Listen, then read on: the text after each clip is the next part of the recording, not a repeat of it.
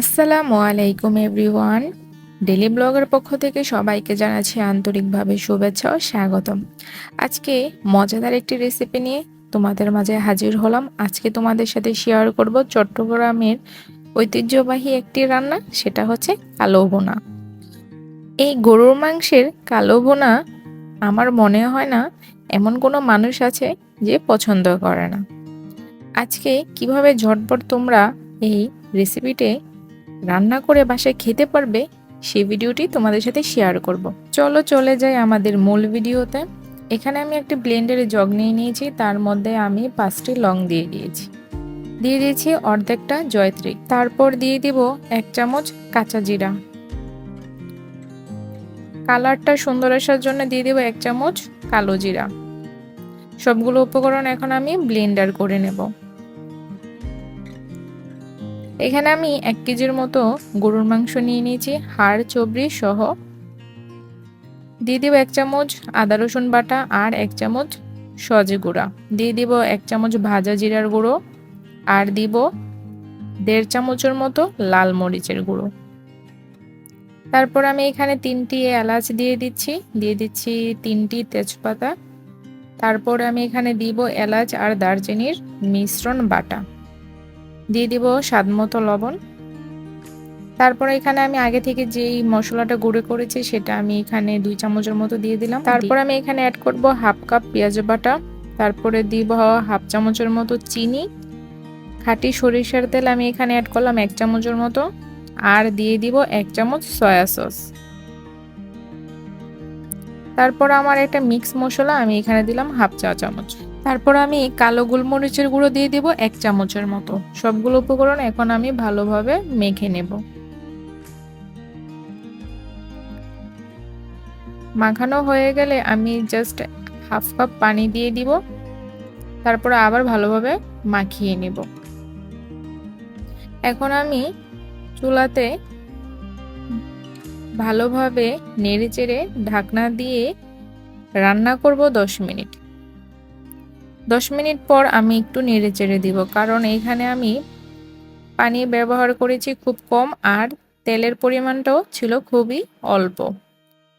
একটু পর পর এটাকে নেড়ে দিতে হবে, না হয় নিচে দিয়ে লেগে যাওয়ার সম্ভাবনা থাকবে।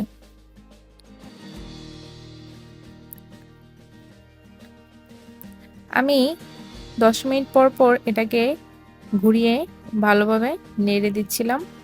তারপর আমার পানিটা যখন শুকিয়ে আসছে তখন আমি এখানে গরম পানি 1 কাপ পরিমাণ ব্যবহার করেছি। তারপর আরেকবার ভালোভাবে নেড়েচেড়ে আমি আরও 10 মিনিট রান্না করে নেব। তারপর আমি এখানে অল্প আছে প্রায় আধা ঘন্টার মতো এটাকে জাল করে রান্না করে নিয়ে নিয়েছি, কারণ আমার গরুর মাংসটা ছিল রানের যেই পিস সেটার।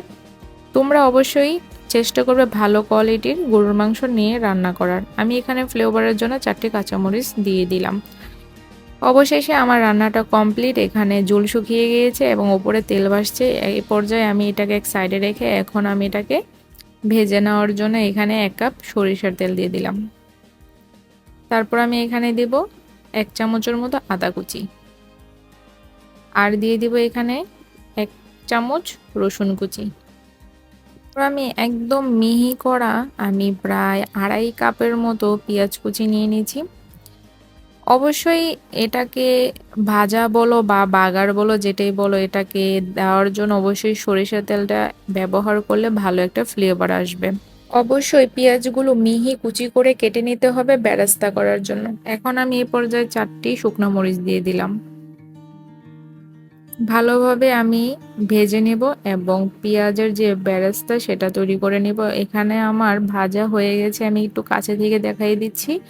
এটা প্রায় ব্রাউন কালার হয়ে গিয়েছে। আমি এখন দিয়ে দিব মাংসগুলো এখানে ভাজার জন্য। আমি সবগুলো মাংস এই পর্যায়ে দিয়ে দিব। তারপর আমি প্রায় 10 মিনিটের জন্য ভালোভাবে নেড়েচেড়ে এটাকে ভেজে নেব।